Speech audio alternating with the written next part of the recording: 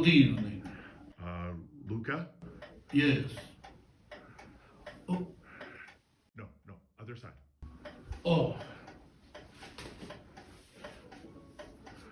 Oh, oh, that must be just a little ketchup on my mouth. Is one of my hot dogs. Good evening. My name is Luca Zugravescu. You will note that the word grave lies within my surname. But don't let that scare you. Welcome to Ichthys Theatre's presentation of Feary Tales, a spooktacular collection of seasonal vignettes. Vignette is French, so I don't know what that means. I will be your host this evening. Our first presentation is a recitation by Lisa Anderson, The Highwayman, by Alfred Noyes.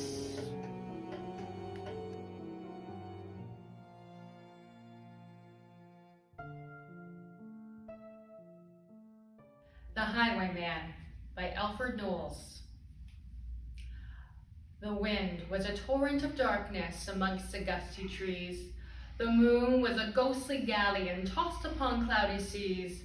The road was a ribbon of moonlight over the purple moor, and the highwayman came riding. The highwayman came riding up to the olden door. He had a French cocked hat on his forehead, bunch of lace at his chin, a coat of the claret velvet, and breeches of brown doe skin. They fitted with never a wrinkle. His boots were up to the thigh, and he rode with jewel twinkle, his pistol butts a twinkle, his rapier hilt a twinkle under the jeweled sky.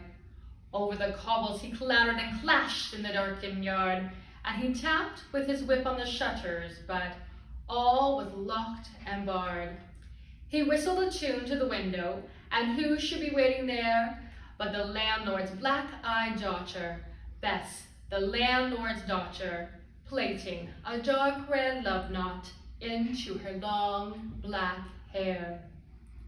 And dark in the olden yard, a stable wicket creaked, where Tim the ostler listened. His face was white and peaked. His eyes were hollows of madness, his hair like moldy hay, but he loved the landlord's daughter, the landlord's red-lipped daughter. Dumb as a dog he listened, and he heard the robber say, "One kiss, my bonny sweetheart, I'm after a prize tonight, but I shall be back with the yellow gold before the morning light. Yet if they press me sharply and harry me through the day, then look for me by moonlight. Watch for me by moonlight. I'll come to thee by moonlight, though hell shall bar the way." He rose upright in the stirrups. He scarce could reach her hand, but she loosened her hair in the casement. His face burnt like a brand, as the black cascade of perfume came tumbling over his breast, and he kissed its waves in the moonlight. Oh, sweet black waves in the moonlight. Then he tugged at his rein in the moonlight, and galloped away to the west. He did not come in the dawning. He did not come at noon, and out on the tawny sunset before the rise of the moon. When the road was a gypsy's ribbon looping the purple moor, a red-coat troop came marching. King George's men came marching up to the olden door.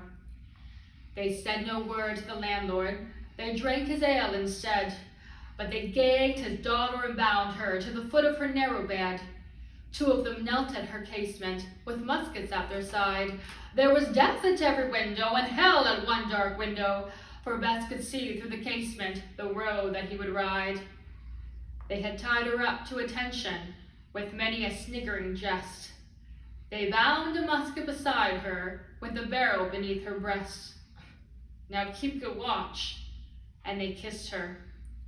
She heard the dead man say, Look for me by moonlight. Watch for me by moonlight. I'll come to thee by moonlight, though hell shall bar the way. She twisted her hands behind her, but all the knots held good. She writhed her hands till her fingers were wet with sweat and blood. They stretched and strained in the darkness, and the hours crawled by like years, till now on the stroke of midnight, cold on the stroke of midnight, the tip of one finger touched it, the trigger at least was hers. The tip of one finger touched it, she strove no more for the rest. Up she stood up to attention with the barrel beneath her breast. She would not risk their hearing, she would not strive again, for the road lay bare with the moonlight, blank and bare in the moonlight, and the blood of her veins in the moonlight throbbed to her love's refrain. Tlot, tlot, tlot, tlot. Had they heard it? The horses' hoofs ringing clear? Tlot, tlot, tlot, tlot. In the distance? Were they deaf that they did not hear? Down the ribbon of moonlight, over the brow of the hill, the highwayman came riding, riding. The redcoats looked to their priming. She stood up straight and still. Tlot, in the frosty silence. Tlot, in the echoing night. And nearer he came and nearer. Her face was like a light. Her eyes grew wide for a moment. She drew one last deep breath. Then her finger moved in the moonlight. Her musket shattered the moonlight, shattered her breast in the moonlight, and warned him with her death. He turned, he spurred to the west. He did not know who stood, bowed with her head o'er the musket, drenched with her own red blood. Not till the dawn he heard it. His face grew gray to hear how best the landlord's daughter, the landlord's black-eyed daughter, had watched for her love in the moonlight and died in the darkness there. Back he spurred like a madman, shrieking a curse to the sky, with the white road smoking behind him and his rapier brandished high. Blood red were her spurs of the golden noon, wine red was his velvet coat, when they shot him down on the highway, down like a dog on the highway, and he lay in his blood on the highway, with a bunch of lace at his throat. And still of a winter's night they say, when the wind is in the trees, when the moon is a ghostly galleon tossed upon cloudy seas, when the road is a ribbon of moonlight over the purple moor, a highwayman comes riding. A highwayman comes riding up to the old inn door. Over the cobbles he clatters and clangs in the darkened yard, and he taps with his whip on the shutters, but all is locked and barred. He whistles a tune to the window, and who should be waiting there but the landlord's black-eyed daughter, Bess, the landlord's daughter, plaiting a dog-red love knot into her long black hair.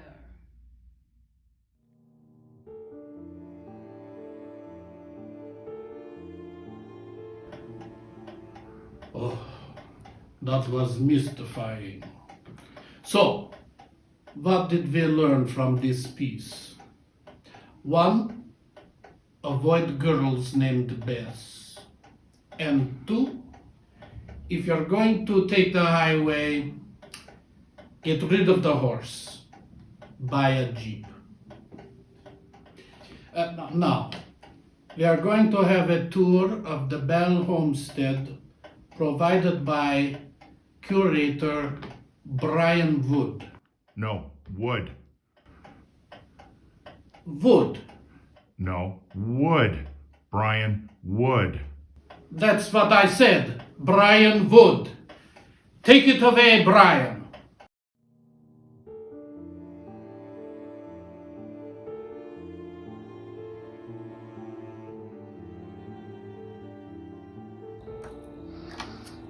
Good evening. Welcome to the Bell Homestead. I'm Brian Wood, curator here at the museum, and you've picked a good time to come for a visit. You'll get to see the house all lit up with oil lamps as they would have had in the Bell's time. So come on in and have a look at what it was like for people back in the 19th century living in houses that were slightly different than what we're used to today. Welcome to the Bell Homestead. This was the first home of the Bell family, the first Canadian home of the Bell family after they emigrated from Scotland in 1870. And it was the home where Alexander Graham Bell invented the telephone in 1874. We're going to talk a little bit about that this evening, but we're also going to have a look around the entire house so you can see what it was like for a family living in a home without electricity, running water, and how they manage their household a little bit differently with the change of the seasons. Believe it or not, it's almost nothing like what we're used to today.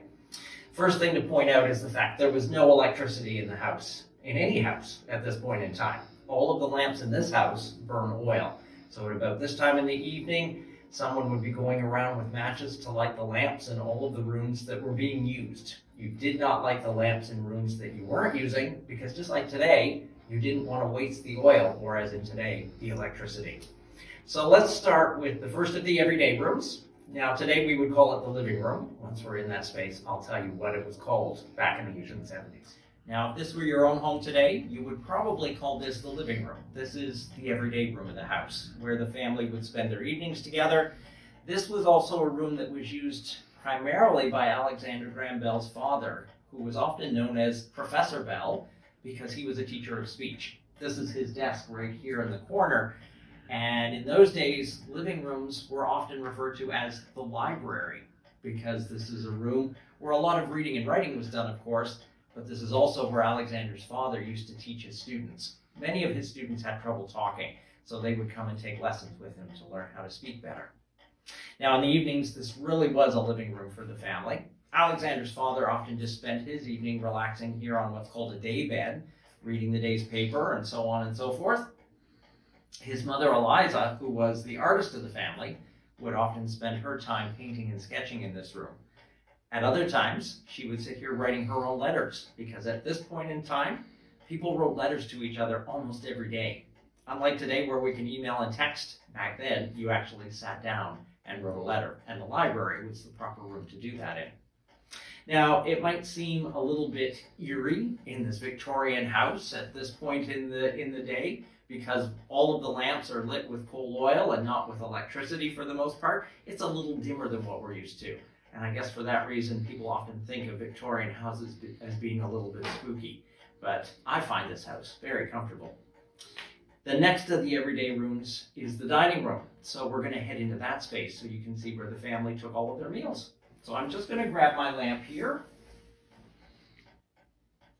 and we'll head into the dining room. Now, by Victorian standards, this dining room is actually quite small. In most homes of the period, the dining room was often the biggest room of the house. Now, in many houses today, we don't even have dining rooms because people tend to eat in their kitchens, or their houses are a lot more open than what we're used to today. But in the Bell's time, back in the 1870s, every house had a dining room, and you ate in your dining room every day for every meal. But this was not the original dining room of this house.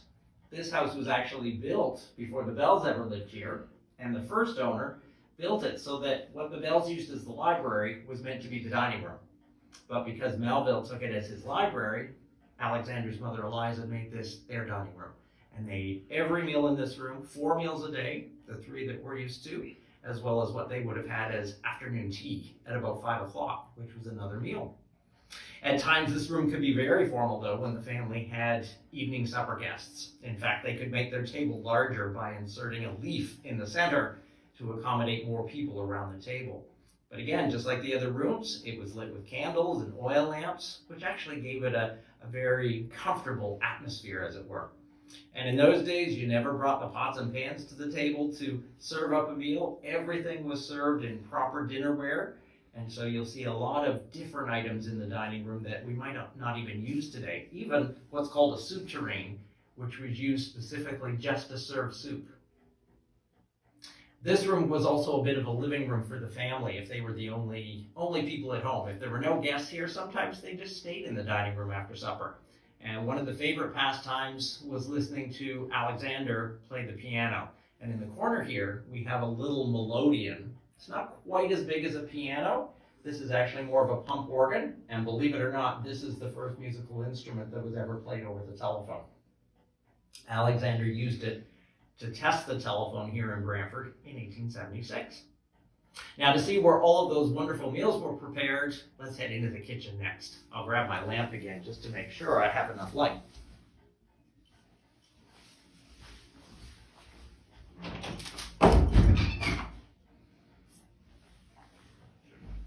Well, welcome to Eliza Bell's kitchen. First thing to keep in mind, as a guest to the house, this is a room you would never have seen. Kitchens in the Bell's time were off limits to guests and company. This was a room to work in. You didn't want to bring your guests to the kitchen. And in fact, kitchens of that time period all had doors on them, unlike today, and those doors were often kept closed unless someone were going in or out of the room. For two reasons. First of all, in the summer months when it could be very hot, you didn't want the heat of the kitchen stove warming up the rest of the house. Because of course in those days, no air conditioning. Our kitchen stove here was actually made right in Brantford in 1880. It is a wood stove. And we actually have a fire going here. It's nice and warm in the kitchen tonight. During the summer months, it would probably be pretty hot in this room. But this stove would be lit first thing in the morning by the hired hand who worked for the Bells. He was here usually helping them with their farm because this was a 10.5-acre farm when the Bells lived here. But he'd come in every morning to light the kitchen stove, so he'd clean out what's called the firebox. He'd light a new fire. He'd bring water in from the well outside to fill this compartment. This is called the water reservoir, and it was so you had hot water to do your dishes. And then he'd make sure there was a good store of chopped wood out on the back porch to keep this stove going all day. Because remember, there were 4 meals a day to prepare, and you often needed the stove for all 4 of those meals. This range also came with a new addition at the time. It's called the warming closet, and it was designed to use the heat of the stovepipe. So it doesn't get super hot, but this is how you kept part of your meal warm while you were still cooking the rest so that it didn't go cold. Here on the farm, Mrs. Bell often used this as a makeshift incubator for some of the farm animals when they were born. So a lot of chicks and goslings and ducklings were actually put up there to keep them nice and warm until they were big enough to go back out to the barnyard. Unfortunately, a few months later, they'd probably end up down here in the oven and provide the family with a good meal. Now, as you can see, there's almost no cabinetry in a Victorian kitchen, no cupboards. We have a dish dresser, and this is for the items that are used for preparing the meals and serving them in the dining room. Everything else was stored in the pantry, and we'll have a look at that in just a moment. But I just want to point out that the kitchen of that time period had other functions than just preparing food. This is where all the ironing was done. It's where the laundry was done on Mondays before the ironing was done. And believe it or not, this is where bathing was done. Houses back then didn't have bathrooms. And so people took a bath once a week in a tub filled with hot water off the kitchen stove. The tub would be placed right here in front of the stove. In this house, it was usually Friday nights. The family and the hired help would take their baths out in the kitchen, always from the oldest to the youngest. So in this family, Alexander's mother was the oldest. So she'd get the warmest and cleanest water. Chances are it was one of the hired help that got the coldest and dirtiest bath water because they were likely the youngest. And an old saying back then was, don't throw the baby out with the bath water. And it's because the youngest was always the last to get their bath on Friday night. So now let's head into the pantry, and we can talk a little bit more about where they washed their dishes, how Mrs. Bell did her laundry, and where they kept the food. So we're just going to head right through here. All right, so now we have the pantry, and the pantry had many functions as well. It's a very small room, but this is where the dishes were washed. And remember, to get the hot water, they actually had to take it out of that water reservoir inside the kitchen stove. So they would bail the water into a pail and bring the hot water here to fill this dish pan to wash up all the dirty dishes. This is where Mrs. Bell would keep all of her everyday dinnerware. The very best, of course, was kept in the sideboard in the dining room. This room also led to another space underneath the house called the root cellar. And the root cellar is just beneath this door here. This trap door originally opened up, And about 6 feet down was the cellar where they would keep most of their food supplies. A lot of their cold storage was down below there. So things like the root vegetables and all of the canning that Mrs. Bell did in the fall. This is also where her washing machine is stored. She was actually very fortunate that she could afford a washing machine back in the 1870s. Many ladies were still using scrub boards and hand washing all their clothes. But with this machine, Mrs. Bell could get everything done fairly quickly, but it was still all manually driven. This handle over here on the right is what powers this machine, and you're actually giving it the power. The first thing to be washed, though, on Monday mornings were all the whites, and they were boiled in this copper boiler right on top of the kitchen stove. So that would be all of the bedroom linens and the dining room and kitchen linens and all of your white and linen clothing. Well, now, the family did a lot of entertaining when they lived here, and we're going to head into what's called the drawing room, which, believe it or not, has nothing to do with drawing pictures. It's a very special space, so let's head in. Action. Welcome to the drawing room. So we've seen the everyday room of the house. This is now the good living room. This is the best room of the house. Now, again, I mentioned earlier, they had nothing to do with drawing pictures. Originally, these spaces were called the withdrawing room because you withdrew into this room after the supper hour in the evening. It was the room to take your guests to after they had had a wonderful evening meal. Eventually, people just shortened the name to drawing room instead of withdrawing room. But it still meant this was the best room of the house. And for the mistress of the house, in this case Eliza, Alexander's mother, and this is her portrait we have here over the mantelpiece. This was her room to really show off in terms of the family's furniture, the best furniture they could afford, her favorite china and silver and crystal and so on, as well as family portraits. Now on the very back wall behind me, you will see portraits of Eliza, Alexander's mother, and then over here, Melville, Alexander's father. These portraits were actually taken right here in Brantford the first full year they were here on the farm. The portrait of Mrs. Bell over the mantelpiece was actually done a little bit later in Washington, D.C., and that is eventually where the Bell family moved to after they decided to leave Brantford in 1881. Now, what I haven't told you is that almost all of this furniture that you see here is original. And when the Bells came to Canada from Scotland, they didn't bring the furniture with them. Mrs. Bell would have bought new furniture for this house specifically. It would have been very expensive to bring all of your furniture overseas by ship. One of the things that she most likely bought right away was a piano. She played the piano, Alexander played the piano. In fact, he was good enough, he could have been a concert pianist. But Mrs. Bell did have a bit of a problem. When she was about 13 years old, she started to go deaf. She had ear infections that damaged her ears, and so from that point on, she needed a hearing aid. Now today, if you see someone or know someone with a hearing aid, sometimes you don't even know it's there. It's in their ear, you often can't even see it. In Mrs. Bell's time, you would have known right away that she was hard of hearing because she had this end in her ear, and she'd be holding this end out to you so that you could speak into it for her. That is how she used to have conversations with people. And that is why Alexander Graham Bell became a teacher of the deaf. That may be something you didn't know. He wasn't just an inventor, he was actually a teacher of the deaf.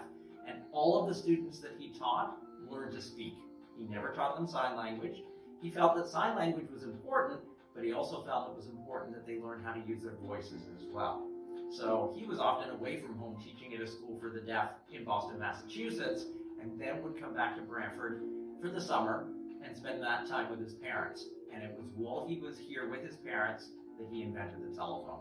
And to show you more about that, we're actually going to head into his bedroom, which is just through that door there, and we'll actually see the telephones that he invented.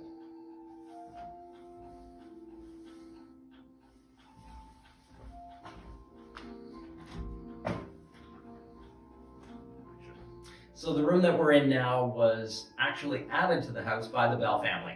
And originally this started out being called the laboratory. It was a workroom for Alexander and his father. And in their day, the back window behind me was actually a door. This room had its own exterior entrance. You could go out to the back of the farm, through the orchard, and all the way down the slope to the Grand River.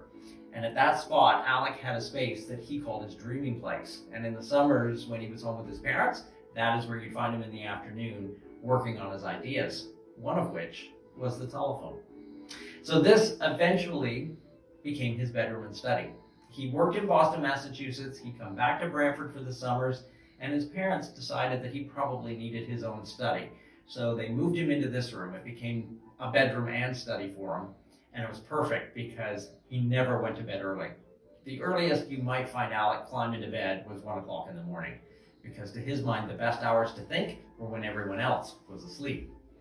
And it was on the night of July 26, 1874, at this very table, that he first told his father about the basic principle for the telephone. He had made the discovery earlier that day down at his dreaming place just above the Grand River. Now, keep in mind, he was a teacher of the deaf. And so before the telephone, he was actually working on devices that would help his deaf students learn to talk, one of which used a real human ear. Now, this is not a real ear, this is a model. Alexander actually brought a real human ear home so that he could take it apart to see how all of the little bones in the eardrum inside our ears tell us what sound is. And essentially what he learned was that as our eardrum is vibrating away, it's sending a little electrical impulse to our brain, and we understand that as sound. And he felt if the human ear could do that, it should be possible to take the telegraph, which was the basic form of communication at that time, tapping out Morse code messages. He felt that if the human ear could transmit sound, the telegraph should be able to do exactly the same thing. What he discovered at his dreaming place that day was a form of electricity he called undulatory current. It's electricity that moves in waves, just like sound. And he often said it was the waves of the Grand River that kind of led him on that path of discovery. And he knew with that kind of electricity, he could transmit sound on wires. And from there, he built his first telephone. And that's it right there. So if I turn it upside down, you'll see the hole in the bottom. That's the mouthpiece. That's where you talk. As you're talking, this round drum is going to vibrate, just like your eardrum is doing right now. This electromagnet is what generates undulatory current. So it's not actually your voice that is transmitted over the telephone. It's a current of electricity created by your voice. So this first telephone worked, not very well. It transmitted sound. You could tell someone was talking. You couldn't make out the words. A year later, in 1876, Alec tested his second telephone. This one is called the liquid transmitter because it uses sulfuric acid inside this apparatus. It's actually kind of dangerous. But this one was so much better that they were actually able to transmit the first sentence, which was, "Mr. Watson, come here, I want to see you," on March 10th, 1876. And Mr. Watson was Alexander's assistant who helped him build these telephones down in Boston. But he really wasn't wanting to put sulfuric acid into people's hands. It will actually burn your skin very badly. So his third transmitter, which we have over here on his desk, used electromagnets again. And it was this telephone that he brought with him when he came home to Brantford in 1876 to show people and to prove that the telephone would work on long-distance wires or telegraph lines. So on the night of March 10th, 1876, he had his transmitter here in Brantford. His telephone receiver was in Paris, about 7 miles away. And that night, for the first time, people heard the telephone work. It became the world's first successful long-distance telephone call, and it proved to Alexander and to many people that night that the telephone might be something that you'd like to have in your house. It was a form of communication that could actually transmit your voice over wires and put you in touch with people much farther away. So this is the telephone that eventually went into commercial use. So the first telephones were actually boxes built over this telephone. That is what you'd have sitting on your table at home. And you could get those as early as 1877. Now we carry our telephone everywhere we go. I'm not sure Mr. Bell would be too impressed with that. He actually grew to hate the telephone himself because it would disturb him when he was trying to work. He would never have a telephone in any of the rooms of his home or his office when he was working. But I'm sure he'd be pretty fascinated with the technology, especially keeping in mind that the video you're watching right now is being filmed on a cell phone. Who would have thought that a cell phone would be actually a camera as well? But we owe Mr. Bell quite a bit, because without him and what he did, we may not even have our cell phones today. So now, I hope you have a great evening. It's a beautiful night outside, so go out and see the stars, and hopefully we'll see you here at the Homestead very soon. Thank you, Brian. Not so scary, but very informative. Mr. Bell would be No. very pleased. Would.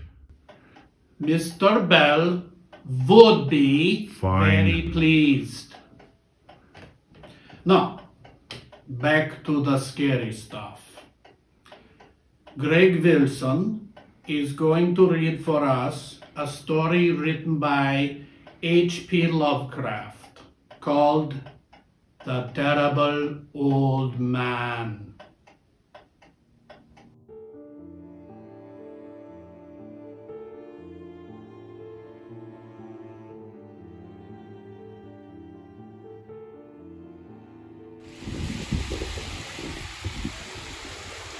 The Terrible Old Man by H.P. Lovecraft.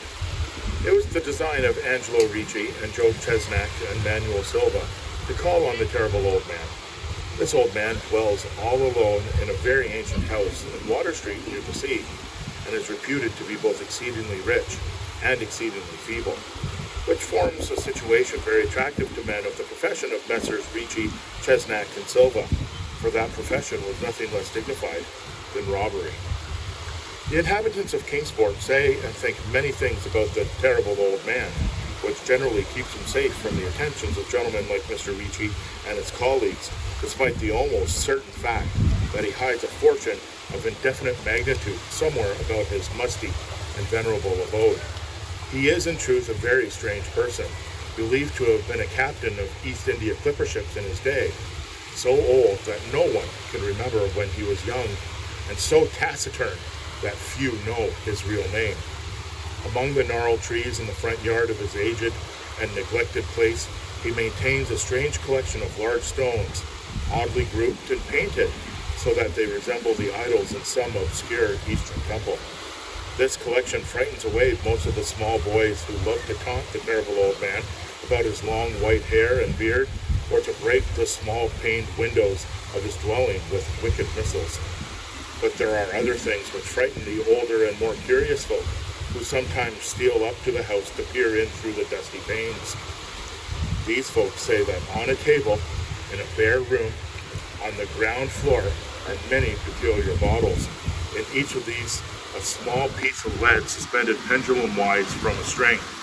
And they say the terrible old man talks to these bottles, addressing them by names such as Jack, Scarface, Long Tom, Spanish Joe, Peters, and Mate Ellis, and that whenever he speaks to a bottle, the little lead pendulum within makes certain definite vibrations, as if to answer. Those who have watched the tall, lean, terrible old man in these peculiar conversations do not watch him again. But Angelo Ricci and Joe Chesnack and Manuel Silva were not of Kingsport blood. They were of that new and heterogeneous alien stock which lies outside the charmed circles of New England life and traditions, and they saw in the terrible old man merely a tottering, almost helpless graybeard who could not walk without the aid of his knotted cane, and whose thin, weak hand shook pitifully. They were really quite sorry in their way of the lonely, unpopular old fellow whom everybody shunned and at whom all the dogs barked singularly. But business is business, and to a robber whose soul is in his profession, there is a lure and a challenge about a very old and very feeble man who has no account of the bank and who pays for his few necessities at the village store with Spanish gold and silver minted 2 centuries ago. Now, Messrs. Ricci, Chesnack, and Silva selected the night of April 11th for their call. Mr. Ricci and Mr. Silva were to interview the poor old gentleman, whilst Mr. Chesnack waited for them and their presumably metallic burden with a covered motor car in Ship Street by the gate in the tall rear wall of their host's grounds. Desire to avoid needless explanations in case of unexpected police intrusions prompted these plans for a quiet and ostentatious departure. As prearranged, these three adventurers started out separately in order to prevent any evil-minded suspicions afterward. Messrs. Ricci and Silva met in Water Street by the old man's front gate, and although they did not like the way the moon shone down upon the painted stones through the budding branches and the gnarled trees, they had more important things to think about than mere idle superstition. They feared it might be unpleasant work making the terrible old man loquacious concerning his hoarded gold and silver, for aged sea captains are notoriously stubborn and perverse. Still, he was very old and very feeble, and there were two visitors. Messrs. Ricci and Silva were experienced in the art of making unwilling persons voluble, and the screams of a weak and exceptionally vulnerable old man can be easily muffled. So they moved up to the one lighted window and heard the terrible old man talking childishly to his bottles with pendulums. Then they donned masks and knocked politely at the weather-stained oaken door. Waiting seemed very long to Mr. Channock as he fidgeted restlessly in the covered motor car by the terrible old man's back gate in Ship Street. He was more than ordinarily tender-hearted, and he did not like the hideous screams he heard in the ancient house just after the hour appointed for the deed. Had he not told his colleagues to be gentle as possible with the pathetic old sea captain? Very nervously, he watched that narrow oaken gate and the high and ivy-clad stone wall. Frequently, he consulted his watch and wondered at the delay. Had the old man died before revealing where his treasure was hidden, and had a thorough search become necessary? Mr. Channock did not like to wait so long in the dark in such a place. Then he sensed a soft tread, or tapping on the walk inside the gate, heard a gentle fumble at the rusty latch, and saw the narrow, heavy door swing inward. And in the pallid glow of the single dim street lamp, he strained his eyes to see what his colleagues had brought out of that sinister house which loomed so close behind. But when he looked, he did not see what he had expected, for his colleagues were not there at all, but only the terrible old man, leaning quietly on his knotted cane and smiling hideously. Mr. Channock had never before noticed the color of that man's eyes. Now he saw that they were yellow. Little things make considerable excitement in little towns, which is the reason that Kingsport people talked all that spring and summer about the three unidentifiable bodies, horribly slashed as with many cutlasses, and horribly mangled as by the tread of many cruel boat heels which the tide washed in. And some people even spoke of things as trivial as the deserted motor car found on Ship Street, or certain especially inhuman cries, probably of a stray animal or migratory bird, heard in the night by wakeful citizens. But in this idle village gossip, the terrible old man took no interest at all. He was by nature reserved, and when one is aged and feeble, one's reserve is doubly strong. Besides, so ancient a sea captain must have witnessed scores of things much more stirring in the far-off days of his unremembered youth.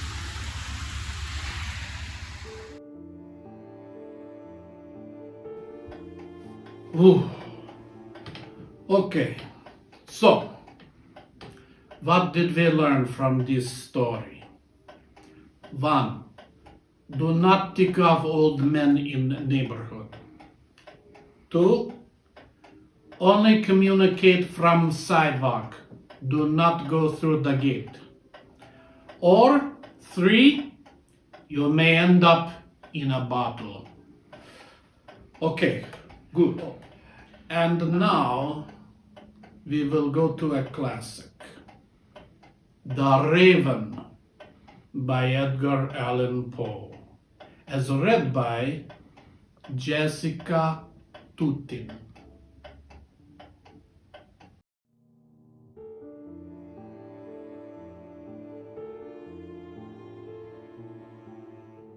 The Raven by Edgar Allan Poe. Once upon a midnight dreary, while I pondered weak and weary over many a quaint and curious volume of forgotten lore, while I nodded, nearly napping, suddenly there came a tapping, as of someone gently rapping at my chamber door. "'Tis some visitor," I muttered, tapping at my chamber door. "Only this and nothing more." Ah, distinctly I remember 'twas in the bleak December, and each separate dying ember wrought its ghost upon the floor. Eagerly I wished the morrow, vainly I had sought to borrow from my books decrease of sorrow, sorrow for the lost Lenore, for the rare and radiant maiden whom the angels named Lenore, nameless here for evermore. And the silken, sad, uncertain rustling of each purple curtain thrilled me, filled me with fantastic terrors never felt before, so that now, to still the beating of my heart, I stood repeating, "'Tis some visitor entreating entrance at my chamber door, some late visitor entreating entrance at my chamber door. This it is, and nothing more." Presently my soul grew stronger, hesitating then no longer. "Sir," said I, "or madam, truly your forgiveness I implore. But the fact is I was napping, and so gently you came rapping, and so faintly you came tapping at my chamber door, that I scarce was sure I heard you. Here I opened wide the door. Darkness therein, nothing more." Deep into the darkness peering, long I stood there, wondering, fearing, doubting, dreaming dreams no mortal ever dared to dream before. But the silence was unbroken, and the stillness gave no token, and the only word there spoken was the whispered word, "Lenore?" This I whispered, and an echo murmured back the word, "Lenore!" Merely this, and nothing more. Back into the chamber turning, all my soul within me burning, soon again I heard a tapping somewhat louder than before. "Surely," said I, "surely that is something at my window lattice. Let me see then what thereat is, and this mystery explore. Let my heart be still a moment, and this mystery explore. 'Tis the wind, and nothing more." Open here I flung the shutter, when with many a flit and flutter, in there stepped a stately raven of the saintly days of yore. Not the least obeisance made he, not a minute stopped or stayed here, but with mien of lord or lady perched above my chamber door, perched upon the bust of Pallas, just above my chamber door, perched and sat in nothing more. Then this ebony bird beguiling my sad fancy into smiling, by the grave and stern decorum of the countenance it wore. "Though thy crest be shorn and shaven, thou," I said, "art sure no craven, ghastly grim and ancient raven, wandering from the nightly shore. Tell me what thy lordly name is on the night's Plutonian shore." Quoth the raven, "Nevermore." Much I marveled this ungainly fowl to hear discourse so plainly, though its answer little meaning, little relevancy bore. For we cannot help agreeing that no living human being ever yet was blessed with seeing bird upon his chamber door, bird or beast upon the sculptured bust above his chamber door, with such a name as Nevermore. But the raven sitting lonely on the placid bust spoke only that one word, as if his soul in the one word he did outpour, nothing further than he uttered, not a feather that he fluttered, till I scarcely more than muttered, "Other friends have flown before, on the morrow he will leave me, as my hopes have flown before." Then the bird said, "Nevermore." Startled at this stillness broken by my reply so aptly spoken, "Doubtless," said I, "what it utters is its own stock and store, caught from some unhappy master whom unmerciful disaster followed fast and followed faster, till his songs one burden bore, till the dirges of his hope that melancholy burden bore of nevermore." But the raven still beguiling my sad fancy into smiling, straight I wheeled a cushioned seat in front of the bird and bust and door. And upon the velvet sinking, I betook myself to linking fancy onto fancy, thinking what this ominous bird of yore, what this grim, ungainly, ghastly, gaunt, and ominous bird of yore meant in croaking, "Nevermore." Then I sat engaged in guessing, but no syllable expressing to the fowl, whose fiery eyes now burned into my bosom's core. This and more I sat divining, with my head at ease reclining on the cushion's velvet lining, that the lamplight gloated o'er, but whose velvet violet lining, with the lamplight gloating o'er, she shall press, nevermore. Then methought the air grew denser, perfumed from an unseen censer swung by seraphim, whose footfalls tinkled on the tough floor. "Wretch," I cried, "thy God hath lent thee, by these angels he hath sent thee, respite, and nepenthe from thy memories of Lenore. Quaff, oh quaff, this kind nepenthe, and forget this lost Lenore." Quoth the raven, "Nevermore." "Prophet," said I, "thing of evil, prophet still, if bird or devil, whether tempter sent or whether tempest tossed thee here ashore, desolate yet all undaunted, on this desert land enchanted, on this home by horror haunted. Tell me truly, I implore, is there balm in Gilead? Tell me, I implore. Quoth the raven, nevermore. Prophet, said I, thing of evil, prophet still if bird or devil, by that heaven that bends above us, by that God we both adore, tell this soul with sorrow laden, if within the distant Aiden it shall clasp the sainted maiden whom the angels name Lenore, clasp the rare and radiant maiden whom the angel named Lenore. Quoth the raven, nevermore. Be that word our sign imparting, bird or fiend, I shrieked upstarting, get thee back into the tempest and the night's Plutonian shore. Leave no black plume as a token of that lie thy soul hath spoken. Leave my loneliness unbroken. Quit the bust above my door. Take thy beak from out my heart, and take thy form from off my door. Quoth the raven, nevermore.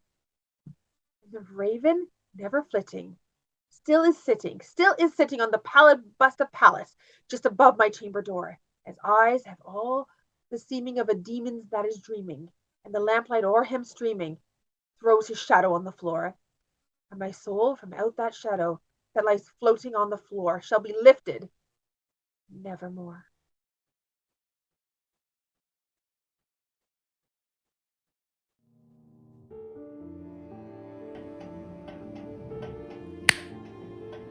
Oh, entrancing, wouldn't you say? Whew. Thank you, Jessica. And now for some local Canadian history. Brian Moore is going to tell us about the Battle of Malcom's Mills.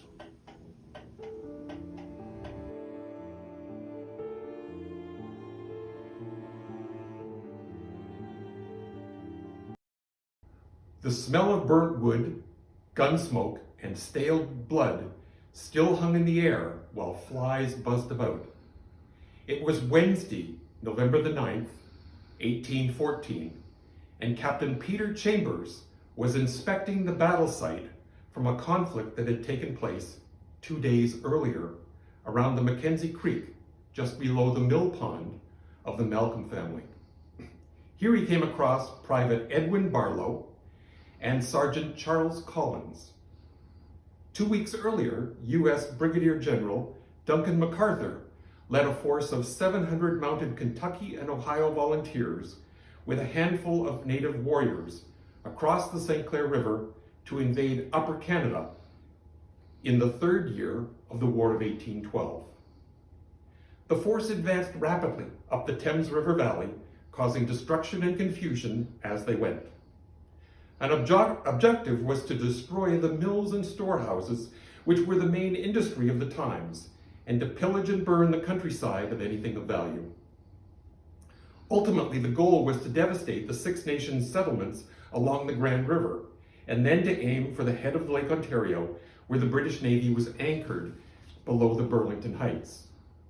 It was expected that this activity would break up the source of supplies and reinforcements to the British and Indigenous forces in the Niagara border area. On Saturday, November the 5th, 1814, MacArthur's column arrived at the town of Burford, and anything of military or economic value was burned. That included the Highway Inn, the pottery shop, the general store, the armory, plus the school, which was being used as a soldiers' barracks, and any family homes being used as officers' quarters. The advancing Americans also had been pushing refugees up the highway towards the Grand River Ford and into the forests north of the highway. MacArthur's column reached the Grand River crossing later that day and found the river running high from recent rainstorms. They were met by a couple of British regular soldiers, about 50 militiamen, and a large number of native warriors who fired upon them from the east shore of the river. The U.S. force took up positions around the farm buildings and ferry dock on the west side of the river. After an unsuccessful attempt at crossing, MacArthur decided to turn south down the Long Point Trail, what we now call Mount Pleasant Road, and headed towards Lake Erie settlements. The next day, the American force went through Mount Pleasant, burning the local grist mill, stealing provisions and household effects, confiscating horses, driving off cattle and other livestock, and setting fire to the general store and the homes of those known to be militiamen. At what would become known as the Battle of Malcolm's Mills, now Oakland, a defending force of about 150 militiamen had gathered. A confrontation took place at the stream below the mill pond. It would become the last battle fought by Canadians on Canadian soil against a foreign country. The Canadians put up a spirited resistance, but MacArthur's men successfully outflanked the militiamen, and they were ultimately overwhelmed. The Americans lost only 1 man and 6 others wounded, while the Canadians suffered 18 men killed and 9 men wounded. The Malcolm's Mill was burned the following day, and the Americans would go on to burn other mills in the area and then burn the mills in Waterford and Port Dover, as well as plunder and ransack Simcoe and other communities along the Talbot Road on the return to Fort Detroit. The level of resistance was exemplified by Private Swain Corliss, who during the battle had his clothes pierced by 17 lead musket balls, 7 of which pierced his body, and 3 of which remained lodged in his body until his death. Local lore holds that he was unwilling to leave the battlefield despite being wounded. The general's logbook records that the Americans were so impressed they carried Corliss to a nearby house to be treated, though he always insisted he had been left on the battlefield. MacArthur's logbook also reports that he paroled prisoners as he moved through Upper Canada, and he claimed to have captured 111 prisoners at this battle and paroled them all. Paroling was an approach of disarming and releasing prisoners on the condition that they signed contracts that they would not return to the battlefield against U.S. forces during this war. Captain Chambers had come across 2 corpses 2 days after the battle. One was 19-year-old Private Edwin Barlow of Charlotteville Settlement near Victoria. The other was Sergeant Charlie Collins, who was likely the only British regular soldier at this particular battle. Both had been previously paroled, and having been found at the battle site, once again, despite having been paroled, would have received harsh treatment. Whether they suffered their wounds during the battle or afterward was not able to be determined. But in those days, Kentucky soldiers had a fearsome reputation of torturing their captives, sometimes by cutting off their skin while they were still alive. In his report to headquarters, Captain Chambers stated both men were, quote, killed in the most horrible manner, actually butchered, there being no appearance of having been shot, but were scalped and cut shockingly, close quote. Oh, those nasty Kentuckians. I have an Uncle Vlad who would have liked to have a word with them. And now, we will conclude with everyone's favorite subject, cremation. Well, one in particular. Jim Wilson will read Robert Service's poem, The Cremation of Sam McGee.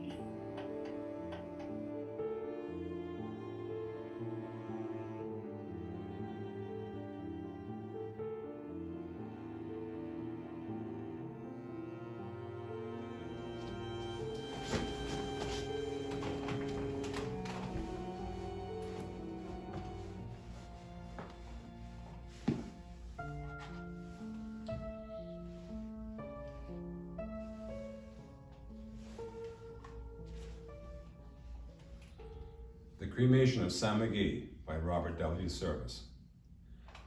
There are strange things done in the midnight sun by the men who moil for gold.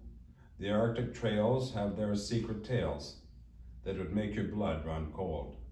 The Northern Lights have seen queer sights, but the queerest they ever did see was that night on the marge of Lake Labarge I cremated Sam McGee.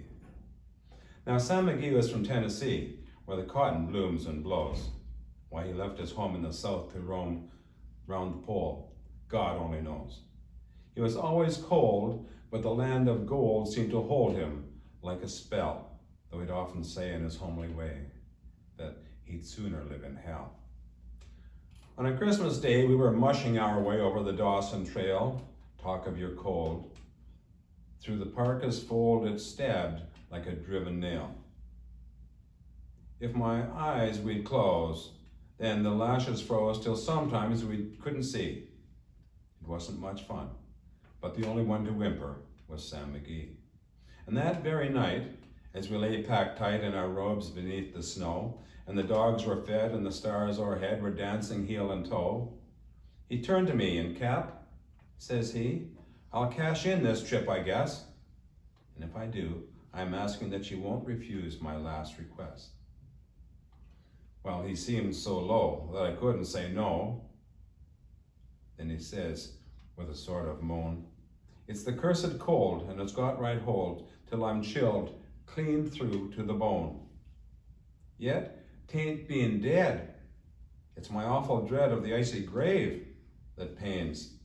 So I want you to swear that, foul or fair, you'll cremate my last remains. A pal's last need's a thing to heed, so I swore I would not fail. And we started on at the streak of dawn, but God, he looked ghastly pale. He crouched on the sleigh, and he raved all day of his home in Tennessee. And before nightfall, a corpse was all that was left of Sam McGee. There wasn't a breath in the land of death, and I hurried horror driven, with a corpse half hid that I couldn't get rid because of a promise given. It was lashed to the sleigh, and it seemed to say, he may tax your brawn and brains, but you promise true, and it's up to you to cremate those last remains. Now a promise made is a debt unpaid, and the trail has its own stern code. In the days to come, though my lips were dumb, in my heart, how I cursed that load. In the long, long night by the lone firelight, while the huskies, round in a ring, howled out their woes to the homeless snows, oh God, how I loathed that thing. And every day, that quiet clay seemed to heavy and heavier grow, and on I went, though the dogs were spent and the grub was getting low. The trail was bad and I felt half mad, but I swore I would not give in. And I'd often sing to the hateful thing, and it hearkened with a grin, till I came to the marge of Lake Labarge, and a derelict there lay. It was jammed in the ice, but I saw in a trice it was called the Alice May. And I looked at it, and I thought a bit, and I looked at my frozen chum. Then, here, said I, with a sudden cry, is my crematorium. Some planks I tore from the cabin floor, and I lit the boiler fire. Some coal I found that was lying around on a heap, the fuel higher. The flames just soared, and the furnace roared. Such a blaze you seldom see. And I burrowed a hole in the glowing coal, and I stuffed in Sam McGee. Then I made a hike, for I didn't like to hear him sizzle so. And heaven scowled, and the huskies howled, and the wind began to blow.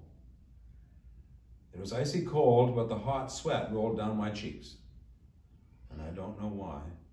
And the greasy smoke and an inky cloak went streaking down the sky. I do not know how long in the snow I wrestled with grisly fear, but the stars came out and they danced about, ere again I ventured near. I was sick with dread, but I bravely said, I'll just take a peep inside. I guess he's cooked, and it's time I looked. Then the door I opened wide. And there sat Sam, looking cool and calm in the heart of the furnace roar. And he wore a smile you could see a mile. And he said, Please close that door.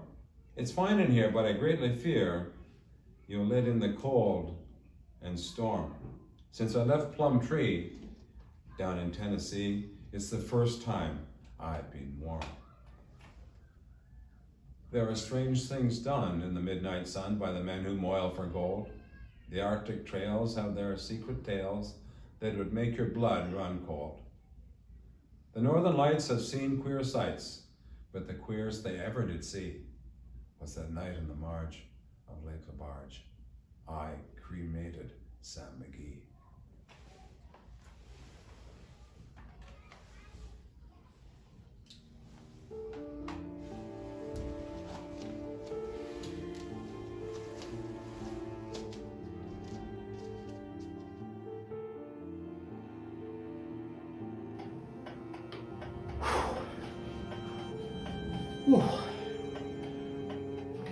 Well, suddenly I don't feel so chilly anymore. Well, we hope you enjoyed Ichthys Theatre's presentation of Feary Tales. I am Luca Zugravescu, and remember, always sleep with one eye open.